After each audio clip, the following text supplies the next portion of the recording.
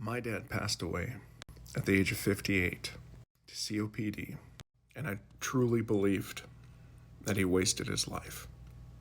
He was born to a Navy sailor and a bar owner's daughter, and they were severely abusive to them.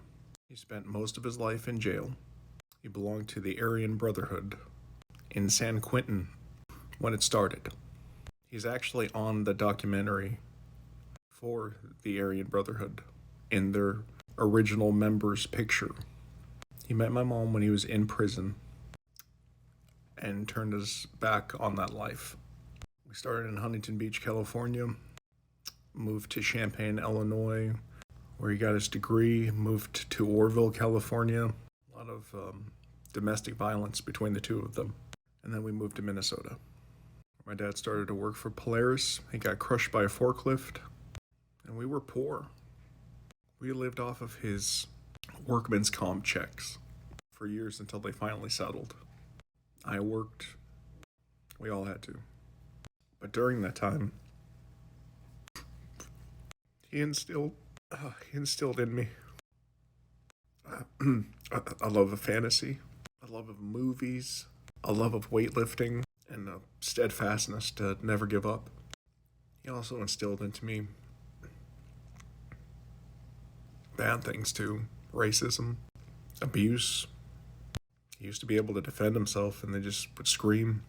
We found out later that my mom had a mental issue. But as I was watching Lord of the Rings today, I was reminded of my dad taking me to see each one of those movies, getting stuck in a blizzard, because he showed me Lord of the Rings, the books. He'd read them in prison, and he told me I would like them. I didn't want to read them, but I did. I wasn't forced to, but I did read them. And I was watching Lord of the Rings with my kids today. But to me, it just didn't seem like my dad did anything with his life, because shortly thereafter, I graduated, went to college, tried out, went to the army, met my wife, moved to Alabama to raise my son. And although I haven't been a racist since the army, beyond all that evil stuff, my dad didn't waste his life.